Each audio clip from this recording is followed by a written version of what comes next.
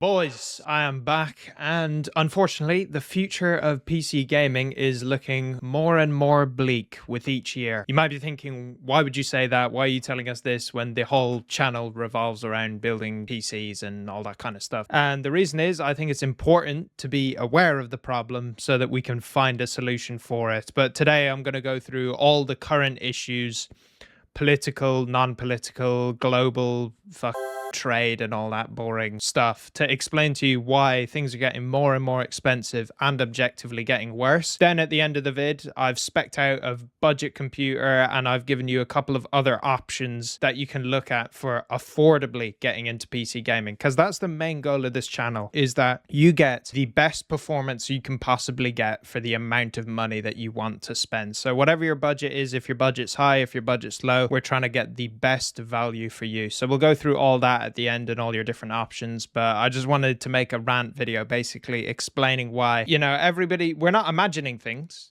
Things are getting much more expensive. Things are objectively getting worse. Games are looking worse, and there's a bunch of different reasons for it, so I'm going to go through that today. One of the biggest issues is obviously this AI trash that's coming into games. Here we got an article. I think this is by, I don't know if Visible is just a blog or whatever, so I don't want to dog Visible, but they made a list here of all the venture capital firms that are investing in gaming, and all these firms, none of them are actually interested in gaming, and none of them are interested in the user experience. What these firms are interested in is generating profit. That's all they care about. They care about every quarter increasing the amount of revenue earned over the last one, right? That's all they care about. They don't give a shit about the gamer's experience. They don't give a shit about what kind of games they put out. All they care about is, do those games make money? And this is part of a wider issue of investment where AI is coming in now and it's getting infested into our game development, and also it's getting infested into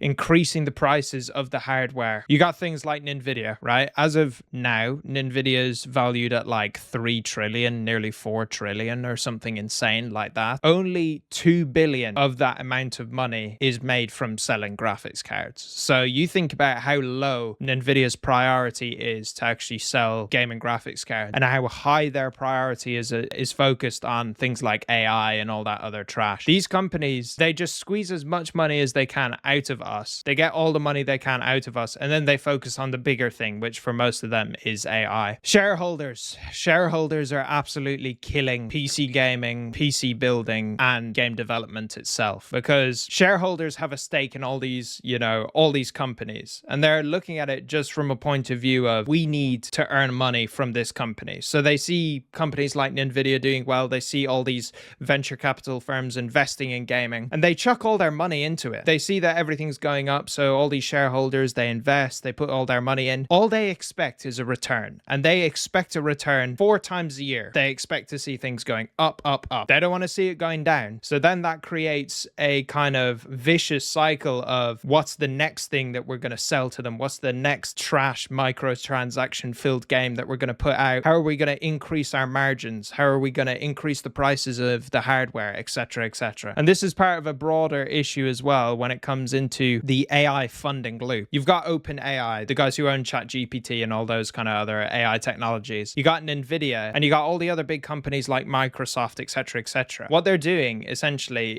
in order to pretend like they have growth, is they're just looping money around with each other. Nvidia will invest money in OpenAI, right? And then OpenAI will use that money to buy graphics cards from Nvidia. So it's like a loop of them basically just circling around money. And they can put it on a chart and basically say, oh, it's profit. We got a big investment this year. Realistically, all that's happening is they're just circling money between them. OpenAI is bleeding money. I think they lost like 8 billion last year. They're not a profitable company at all. But everybody's so all in on this AI stuff that it's going to create a massive, massive bubble.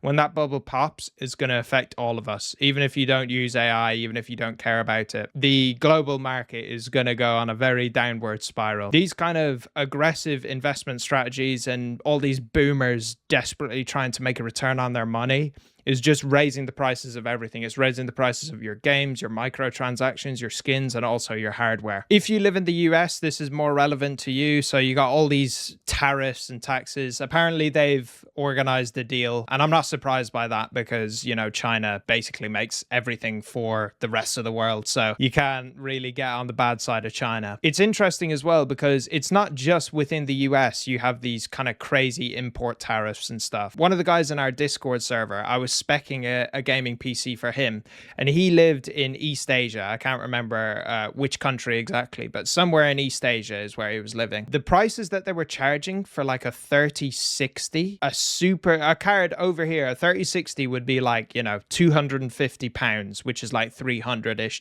Over there, it was working out in his currency. When I changed it over to ours, he was spending like nearly 450 on a 3060. So there's lots of different countries. I know the taxes and tariffs are crazy in places like Brazil, like South America, all those other countries. There's a lot of countries outside of not just Europe and America that have been affected by tariffs and taxes for a lot longer than we've been affected by it. Well, we haven't been affected by it in Europe, but it's more so in the US and China. But it's one of those things where it's going to be a knock-on effect for everybody. The problem is once you have all these tariffs imposed and the US is kind of showing that it's not as interested in buying everything from China anymore, you get China trying to break away from selling to the US. China is doing its best now to ramp production away from the US. They're trying to produce for anywhere basically outside the US. And once that essentially happens, you're pretty much screwed because I'd say 90% of PC components are made within China. So if everything's made in China and then the US annoys China by increasing tariffs, then China breaks away from the US. It's going to cause the prices to well, it's not even anything about the prices at that point. It's literally there's going to be no parts. You know? So, you know, you can say whatever you want about the politics and all that kind of stuff. I don't really care about that. It's just the reality of the situation right now for people people who want to get into PC building and PC gaming. It's important to know about these things. Okay, so another issue is you got Unreal Engine 5, which makes games run like trash. That's just my opinion. You know, people have the opinion that it's not the game engine's fault and that it's the developer's fault. That was actually one of the top comments on the last video where I kind of delved a little bit deeper into Unreal Engine 5. So I'll skip over that for now, but that's another thing to be aware of. But it's a combination of all these things combined, but it mainly comes back to corporate greed. All this kind of stuff sounds, you know, it sounds very doom and gloom as you're sat there thinking, you know, everything's against me. Like, what's the point in even getting into it? But I will show you now that you're still much better off getting into PC gaming versus getting into console gaming. You'll actually save more money in the long run and you'll overall probably have a better experience. Well, I'm pretty sure you'll have a better experience. So I've spec'd out a super budget PC here. I know it only says 250 here. That's because the graphics card isn't on Amazon. I want you to take note of this. If your budget is kind of in that kind of PlayStation 5 amount of price, like if you were thinking about buying a PlayStation 5, I would seriously consider looking at something like this instead. So I just chucked in a 500 gigabyte SSD because it was on sale. You can choose any amount of storage that you want. That's up to you. I just chucked that in there just to have it. A520M, right? That's the board that you want because you want to pair it with a certain CPU that is quite cheap. I just picked up the cheapest PC case that I could find that had a fan. I picked up a cheap power supply. This one has decent reviews. It's important that you should check the reviews on your power supplies because power supply is like one of the most important things in your system. If your power supply goes, it can ruin all your parts. So make sure you get a high quality power supply. I just chucked this one in because it was cheap and had decent reviews, but there are cheap ones out there that have bad reviews. RAM, I just chucked in 16 gigabytes. High clock speed. That's another thing that's important is you want at least over 3000 megahertz if you're choosing DDR4 RAM to pair, especially with a Ryzen processor. And here I've chucked in the Ryzen 3600, but you could use the Ryzen 5500 as well. They're basically pretty much the exact same performance. I just chose this one because it was the one that was available. I couldn't find the 5500 on Amazon right now. I think it's out of stock, so I just chose this one instead. But I would encourage you, if you can, to get the 5500 because they're pretty much the same price. I just chucked this in there because it was what was available. And then in terms of graphics card, the best value for money you're going to get on a graphics card right now is the B580 12 gigabyte. by Intel. There's this nice Acer one I got here that's only £215 as of right now. This is the best value for money gaming card. Some of you who might know about this card would be worried about drivers' performances, but honestly, at this point, I think Intel's drivers have come a really long way, and I would actually encourage you to buy this up while Intel still exists because it's looking pretty bad for Intel. But yeah, this is probably the best budget card you can get, especially for this price, because it has 12 gigabytes of VRAM.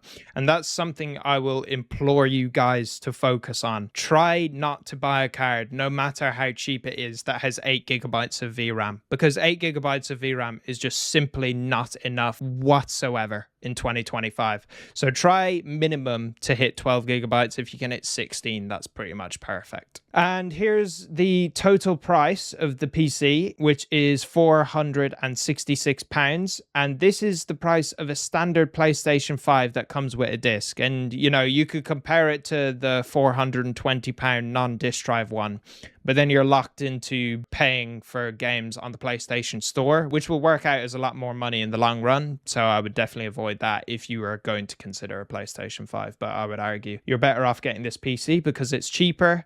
And then also you've got all of your Steam games, which are going to work out as much cheaper in the long run. You've got a bigger library of games. And I would argue you just have a better experience playing with friends and stuff because, you know, you got your Discord and you've got all your other options. And also if you want to edit some videos or you want to do any kind of artwork, 3D work, 2D, all those options are available to you. Whereas all you can do on this thing is game, and that's about it. So your options are much more limited. So I would say building a PC like this that I've spec'd out is a much better option for you versus buying a PlayStation.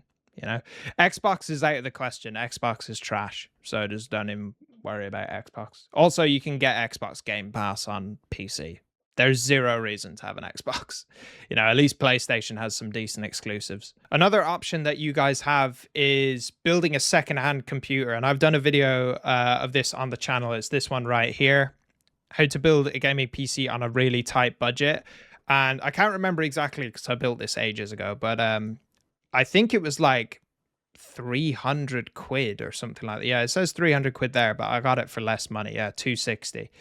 You can build a better PC than the one I just showed in terms of gaming performance for less money if you're willing to, you know, do a bit of scavenging and look at the secondhand market. And, you know, obviously people are wary of the secondhand market because parts might not work, etc., etc. That's why I showed that you can build a brand new PC right now for cheaper than a PlayStation 5. So if you're worried about secondhand parts, then don't even bother, right? But if you don't really mind too much, you can get much better performance for the same amount of money if you do buy secondhand. You can also buy parts open box. So I know over in the US, you got Micro Center, and Micro Center, they do open box returns. You can get a pretty decent amount of money off of like a graphics card and stuff like that by just buying it open boxed, and it still comes with its warranty, etc., etc.